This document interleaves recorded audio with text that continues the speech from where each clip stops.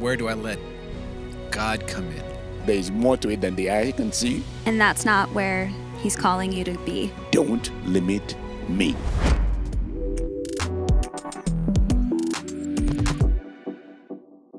Hello and welcome back to Something to Think About podcast here at New Hope Church here in Fulton, Maryland, where we take a moment to go back in our message series and dive deeper into God's Word.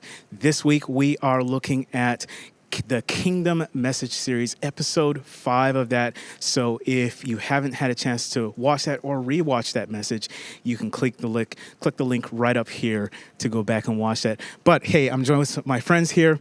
I have Ruben, How you doing? Heather, Amanda, Timothy. Hello. And we are just going to jump right in to today's discussion. This message that Mike preached here, it has a landing point that we'll get to about seeing, but okay, I'm just curious. I'm going to out us out. I'm going to out us here because none of y'all are actually wearing it. But do y'all have perfect vision? Nope. No. I do want to have my contacts in. Okay. So, all right. Who here I wears? understand Who here that. wears contacts? Contacts. Contacts and glasses. And both. You'll be getting glasses. Mm-hmm. Timothy, you're quiet over I here. had LASIK correction quite a few years ago, wow. so I see 20/20. Okay. How about if you don't have correction? About how far can you see? Whew. I probably shouldn't be driving if I don't have my contacts. Mine is more distant, so like if I was in a classroom setting, I couldn't see the whiteboard or something like that. Yeah. I'm same. Yeah. Yeah. So it's this. Yeah, if I don't have correction, in fact, I used to complain here. I said, "Why don't you all fix the screen?" It's interesting where as I was watching this message and where Mike ends up landing the plane, it just hit me personally with this concept of sight, because I just went to the eye doctor for my annual checkup, and he's like, your prescription, nothing's changed, except you have. I'm just going to tweak your astigmatism in this one eye over here, just one little bit. You'll be fine. He tweaks it. I'm like, I don't know. I mean, I guess it's better. He's like, oh, you'll be fine. I'm like, internally I was thinking, I feel like you're changing my prescription just to get me to pay for new glasses. Turns out, so I'm about a week or two in on these glasses. I'm going to return. I get headaches, and it's like the concept of sight has become very important to me over the last week, where I'm like daily, like, okay, they told me to wait for these glasses to get used to them, but sight, you don't think about it until it's threatened. Yeah. That's true. Let's not make conclusions and points yet. Let's jump in, actually. But tuck that one away. We're gonna jump in to today's message, and Mike is gonna start off with a question. Let's just watch that here. So Jesus says, hey guys, let's talk through what's going to happen when we get in there, and it's not good news. He begins to tell them, what's going to happen to him, right? The Son of Man, how he's going to suffer lots of stuff, and how he's going to be rejected by the Jewish leaders, the chief priests, the teachers of law. All the big important people are going to reject me. And on top of that, guys, the Son of Man must be killed. But don't miss this, and then rise from the dead after 3 days. Which is the important part, but if you're familiar enough with the story of Jesus and his closest followers, they're like clueless to that last line. They get all caught up in the other parts, which is kind of how life works for us, right? We get caught up in all the other parts and forget sort of the last sentence sometimes. In fact, Peter, as he's telling Mark this, says, Mark, write this down, because it was clear. When Jesus told us plainly what was going to happen. I look back now after 30 years and think, how could I miss that? But in the moment, it's like, right up the top of my head. In fact, I hate to tell you this, Mark. In fact, I think when Peter says this next thing to Mark to write down, I think Mark looks at him like, really, Peter, you did this? Because here's what happened. Peter took Jesus aside and began to began to rebuke him. And you don't have to be a follower of Jesus to know that's probably not a good idea, right? And I have to imagine Mark's like, what, Peter? And Peter's like, just write it down, Mark. Maybe I can explain it later. I really can't explain it, but in the moment, the guys were all like, hey, Peter, go say something, right? Because he's kind of bringing the mood down, right? The crowd down here. And so Peter goes and begins to reprimand Jesus. Apparently he's like, Jesus, get your act together. You're scaring the kids, right? You're talking like too harsh to people. You just kind of tone it down a little bit. I mean, we're just kind of getting going here. But Peter says, when I began to give it to him, Jesus actually looked back at the other guys. And then he looked at me and he reprimanded me. And then he said those famous words, right? He said, "Go away from me. Get behind me, Satan." Which again, you don't have to be religious to know you don't want Jesus calling you that, right? That's not a good term. That's not a term of endearment. That's like a harsh thing. And Jesus says to Peter, says, he said to me, "Get behind me, Satan." And I'm like, well, I was shocked. But then Jesus didn't just say that. He told me why he was saying that. He said, you are not setting your mind on, you're not thinking about the things of God. You've gotten caught up in your own story here, Peter, and how you want things to play out. But you're only thinking about things that people think are important, about human concerns. You're thinking about your survival, you're thinking about your position, you're thinking about all of those pieces. And it's a reminder again of that question that I asked you just a couple of minutes ago. What if what seems best for us isn't what's best? Maybe a little bit closer for some of us. Could we get in the way of God's plan because of our plans? Is that even a possibility? Because sometimes we're convinced that our plans are just like God's plans. We're he and us are buddies, and like we're whatever I think, whatever I imagine, that's what God wants for me. I mean, is it possible? Let's go one step further. Is it possible we've mixed up our plans with God's plans? Now, we might say yes, but we're not thinking of us. We're thinking of them, right? I know they're messing up, but me, not me, right? I'm tight. We're tight. But Peter has mixed up all these things, right? He's mixed up his plans, the guy's plans, with Jesus' plans, and Jesus is like, get behind me, right? You're interfering with God trying to do here, Peter. You're not helping the situation by trying to, calm me down. In fact, then Jesus calls the crowd, because there's a crowd. They've been following, and while he's pulled the guys away for a moment, the crowd's still around, and they've heard some of this stuff. And Jesus says to the crowd this famous statement. He says, listen, if anyone wants to follow me, they must deny themselves. They must set aside their own interest. They must be willing even to give up their lives, to take up their cross and to follow me. Simply put, Jesus telling these guys, listen, this crowd, if you follow me to Jerusalem, it's going to cost you something. There's a price to following me. And then Jesus says these famous words, those who want to save their lives, which is like all of us, right? Because we all want to save our lives. None of us want to die. We're like, I want to just live as long as possible. We all want to save our lives. Those who want to save their lives will lose their life. Are there times where our vision gets in the way of God's vision? Absolutely. Talk more about that. Well, watching that clip and just now with your question, there's this wanting to control what happens in our lives. And I feel like that's natural. I feel like, we want to take control and we say that's only me being responsible. But where do I let God come in?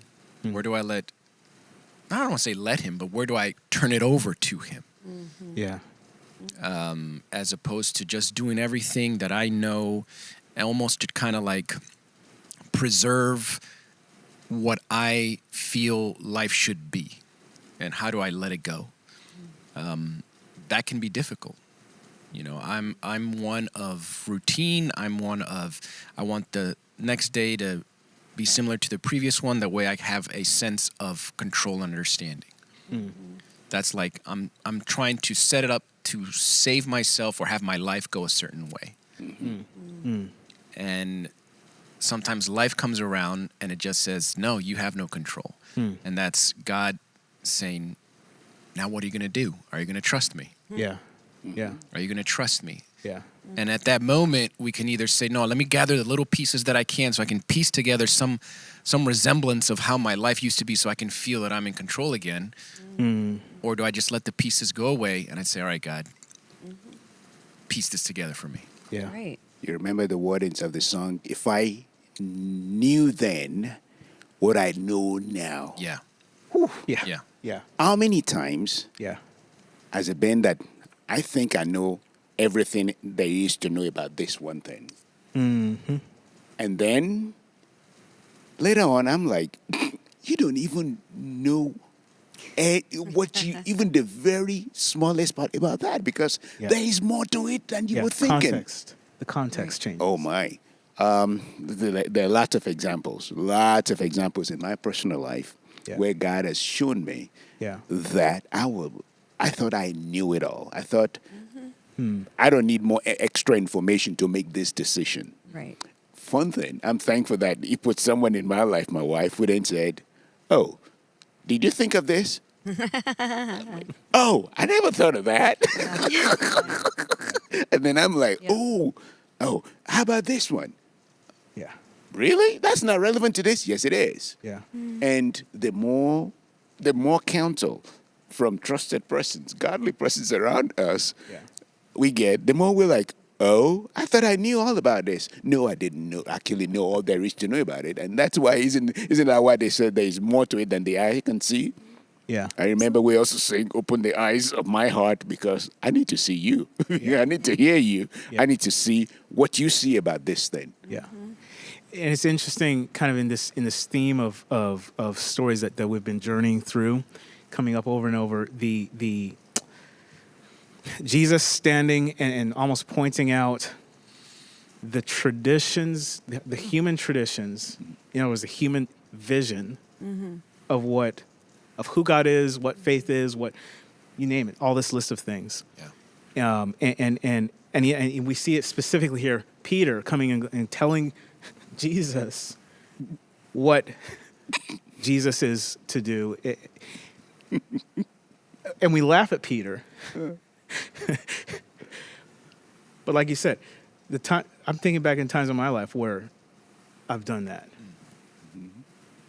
Absolutely. One of the words that came to mind is complacency. I think we have this tendency when we think, no, God, my plan's better and I'm comfortable where I am. Yeah. And that's not where He's calling you to be. I found that in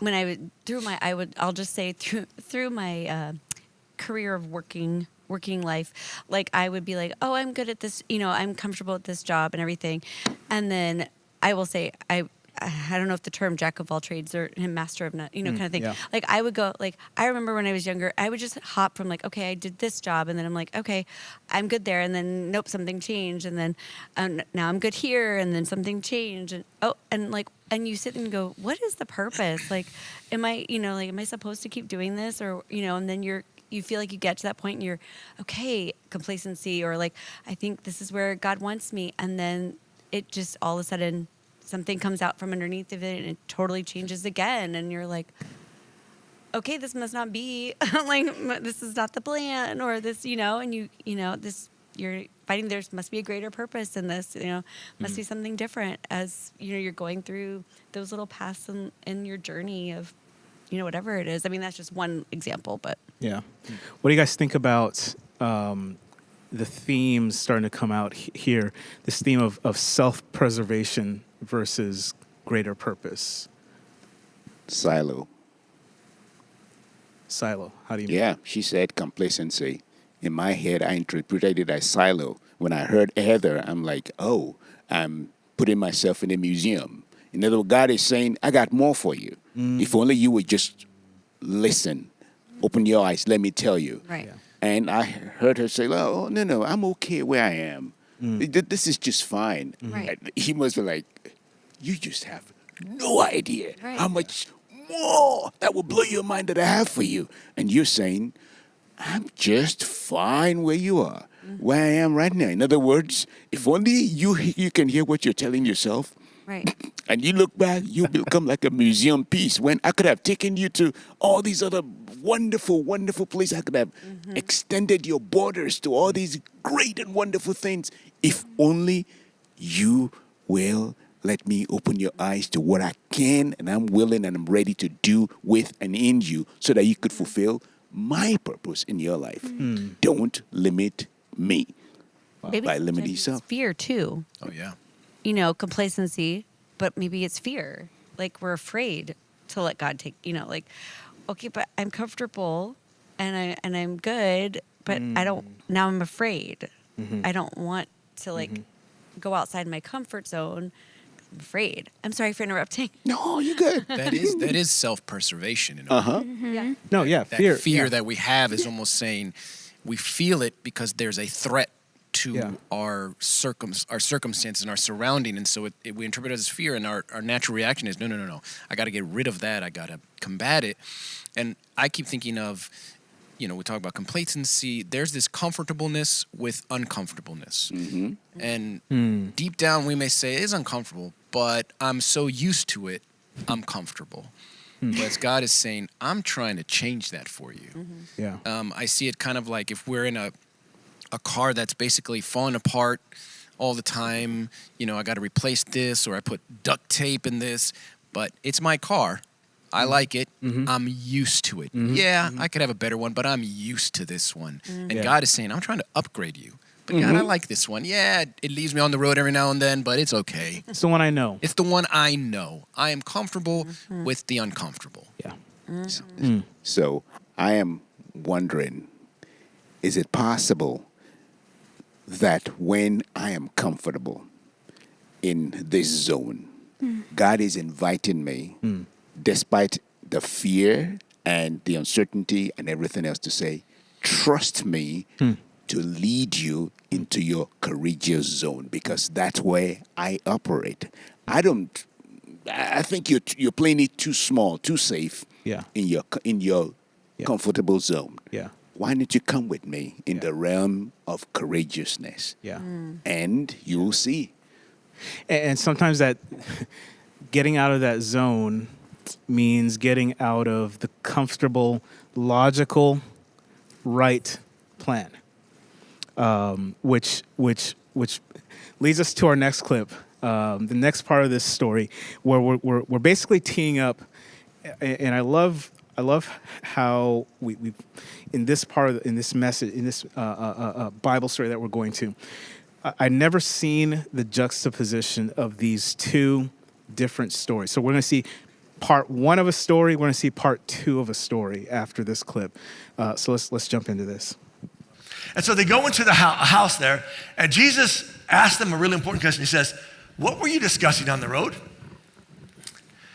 To which all the guys are like us sometimes when somebody asks us a question that we don't want to answer. Because Peter says, what we did, we didn't answer. We didn't want to say anything because what we were actually having an argument, right? And it was about which one was going to be the greatest. Wasn't the first argument we'd have. Sadly, wasn't the last one we were going to have, Mark, but that's what happened. Another reminder for me why I think these things are authentic, because you wouldn't write bad stuff about yourself if you're telling your story, right? You would gloss over those things. You'd, highlights, in high school I scored 6 TDs in one game, and that's the thing you want to write of the rest of life. You don't want to say that, those TDs weren't in an actual game. They were in a practice, and it was like, 8 guys in your team and only 3 in the other team. But let's not get into the details, right? There's those moments. But these stories are kind of all the bad stuff, right? Peter's like, we were arguing. That's why we didn't want to tell Jesus we were arguing.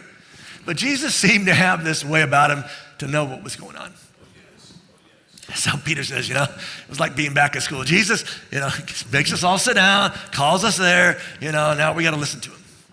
And he reminds us again that whoever wants to be first, whoever wants to be the most important, got to be the last. You got to be the servant of all. You want to be first, you got to be last. You want to be the most important, you got to be the servant of all. The disciples jumping in with their vision of things. Right after this, we see where the Sons of Thunder, again, you guys got to go back and watch this message. They're all clamoring around Jesus for position, for power, for their vision of things. And then Jesus hits the pause button and talks about being a servant of all is the focus.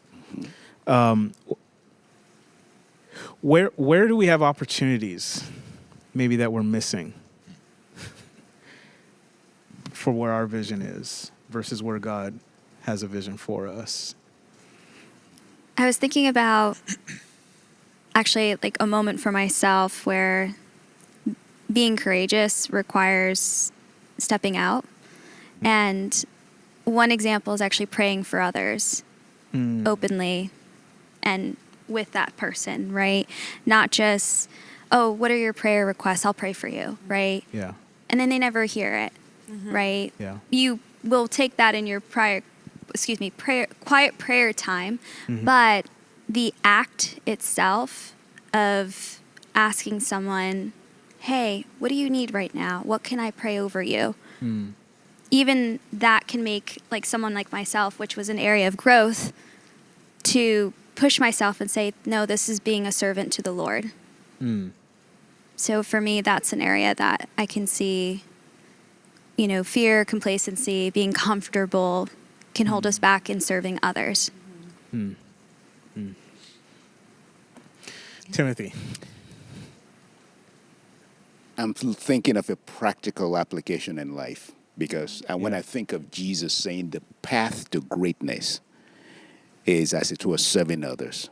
It's, as it were, helping to lighten some other people's burdens. It's, as it were, helping to carry somebody else's life burden, right? The way you get stronger, isn't it by lifting more weights? The way you get healthier, isn't it by exercising yourself? And is it possible that the way I would get healthier, spiritually speaking, emotionally speaking, is, as it were, entering carefully alongside another person in their life's journey, whatever their struggle is?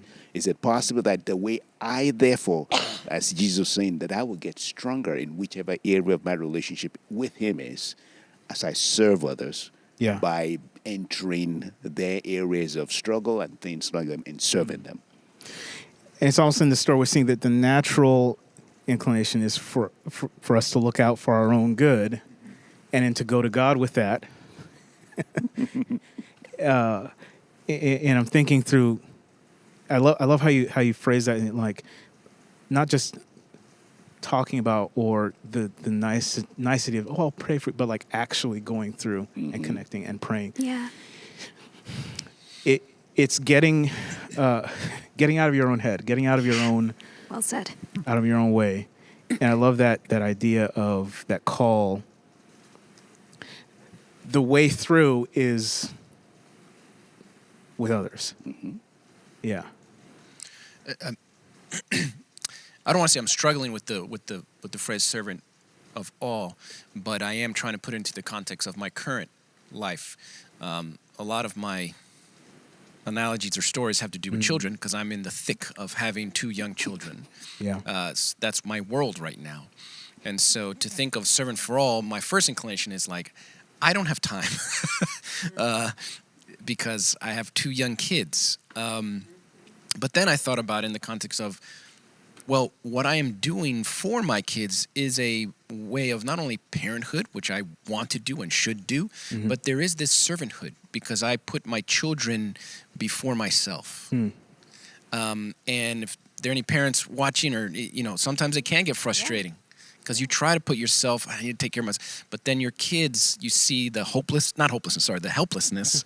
As young kids, they're not hopeless. And then you step in and you have to put yourself aside for a minute and help them because they're growing, they're learning, they're developing. And I just don't want to leave them there. And so I'm trying to guide them. And so going along with what Timothy was saying, what I see now is when I see, my children are young, very young, and so they're learning everything. Yeah. But sometimes as adults, there are some of us that there might be aspects of our lives that we didn't learn or we're still learning. And now I have to have that empathy and that patience to now I see it. Because I see it all in my children, but now when I see it in someone else, I can now have that empathy and say, hey, let me be a servant to you now. Yeah. Yeah. So it was almost like I was going through that learning phase with my children, and now I have that patience and empathy with others. Parenthood is such a good analogy, what you were saying, for like just what this text was saying, to be the last of, to put yourself last and be a servant, because there's so much sacrifice in it.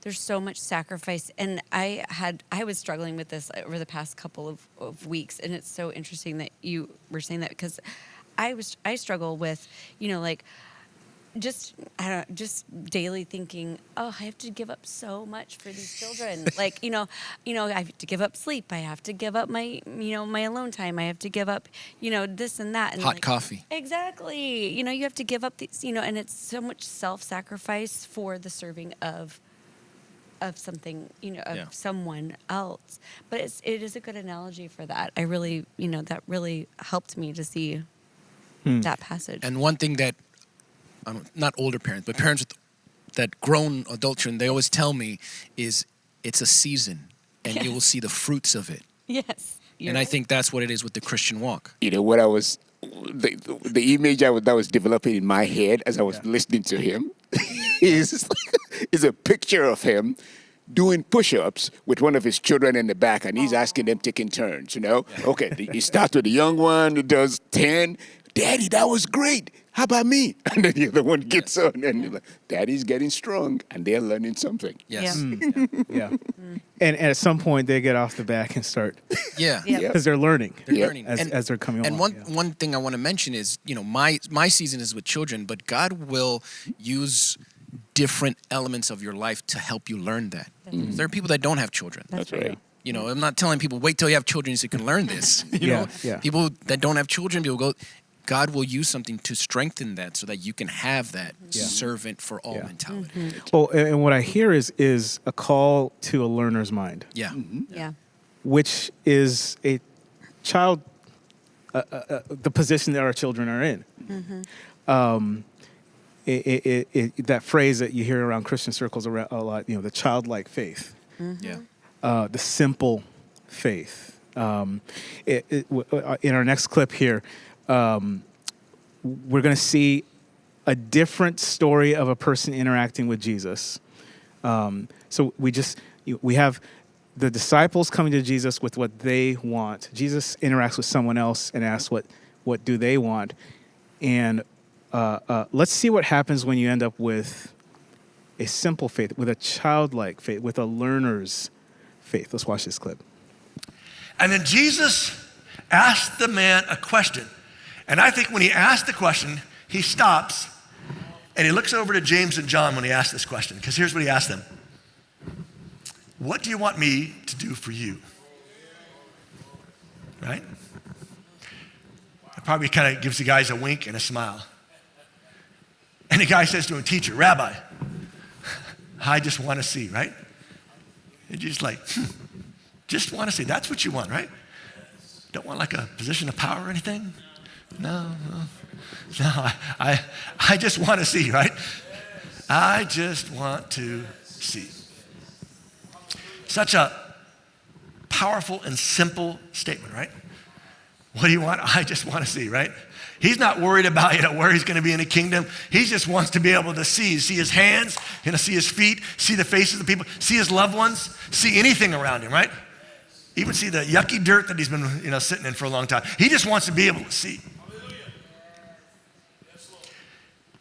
And I think when Jesus hears that and glances back at the guys, they all recognize that they haven't always been so seen.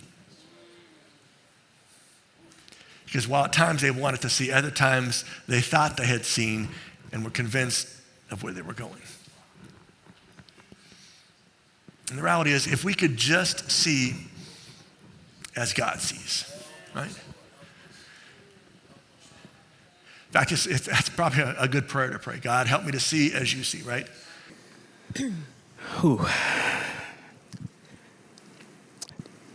Self-protection, fear, looking for security, comfort, seeing as God sees, looking for His vision, working in others. How can we shift? This is a process question here. How do we find ways to shift from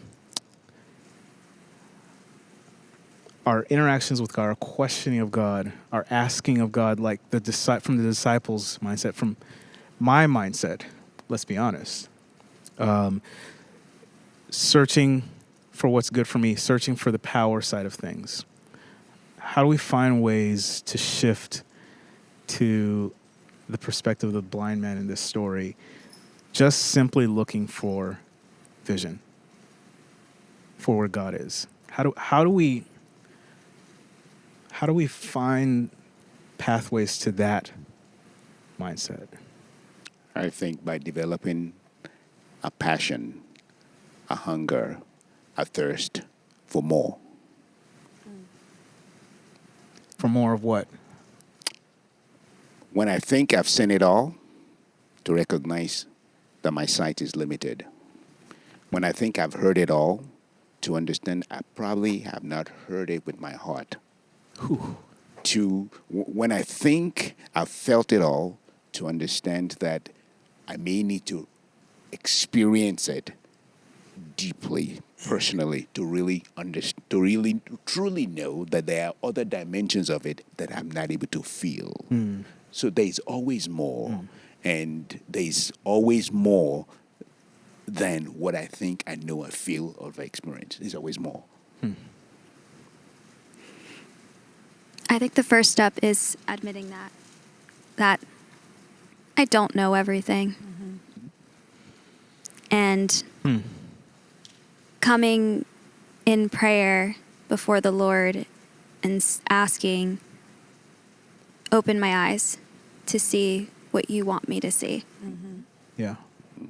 I want to speak to the moments where, like, I know in my life where I don't know if anybody's prayed this prayer, but like, or said, God, whatever your will is, like you lead this or you do whatever.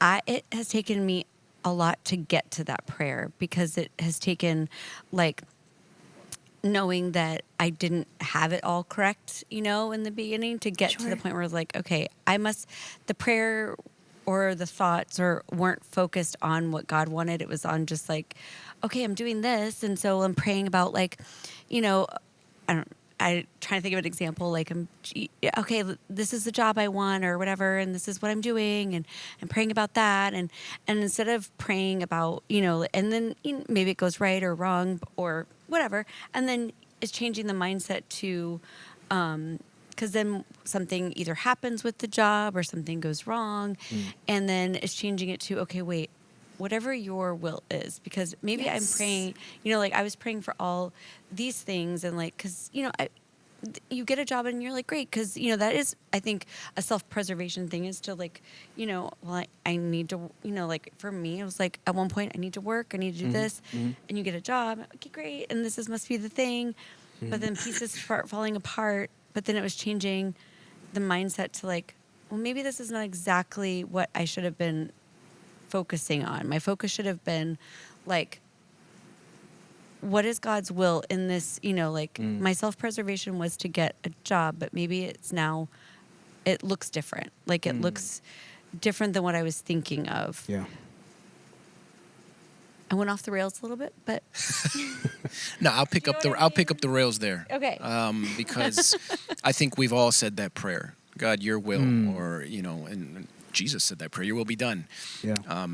But a lot of times there's still this control element. And you ask about power, and you ask, what can we do to switch that to more on a vision, or what God wants? Yeah. And the first thing that came to my mind was this self-knowledge of why I want that power, but then also to lose that comparison, at least for me. This society in this world, there's a lot of comparison. There's a lot of, this is what you need to be. This is what you need to do. And so a lot of times we may pray that prayer, God, your will, so that I can have power. God, what is your will so that I can be in that position of power, or have that, where I just kept thinking when you said that, what is your will? I was like, God's will is but God's will is for relationship with us. right. And he'll use whatever aspect, whether you're in a position of power, whether you're the least of these, he's going to figure out a way. His main goal is for you to know him. That's his main goal, for you to truly know him. And so to answer your question is, how do I shift my mindset? How do I get to that point where it's not about necessarily gaining that power, but it's about wherever I'm placed, Lord, whether I accept that job, because it could go bad, it could go good. Right. If it goes bad, that doesn't mean it wasn't God's will. Right. But that it leads me closer to you. That it leads me closer to my walk with you. And I think that will take away that fear of, am I making the right decision? Am I going the right way? Because God is not limited by your decisions. He uses those to be closer to you. So that's where I'm seeing it. Yeah. I want to thank you guys. These are really good concepts and things to take into the week ahead. As we like to say here, to find ways to apply this in our lives this week. And for everyone watching right now, I want to invite you as well into this kind of core question that we've been going through, which is how can we look for more ways in our life this week to simply just ask God to give us sight. We pray for you. We're actually praying. We're actually praying for you in your journey, in your walk. And hey, you can reach out to us, jump in the comments, send us a DM. You can go to newhopefulton.org and hit us up in the contact us section. If you've got questions in your faith journey, Bible study, prayer, you're interested in baptism, any of those things, reach out to us. Any one of our team here at the church would love to connect with you in your journey where you're watching from. And in this week, as we're going through this application, looking for sight, I want to thank you for joining us. Come back next time as we go into the next part of our Kingdom series. And until then, go in God's peace.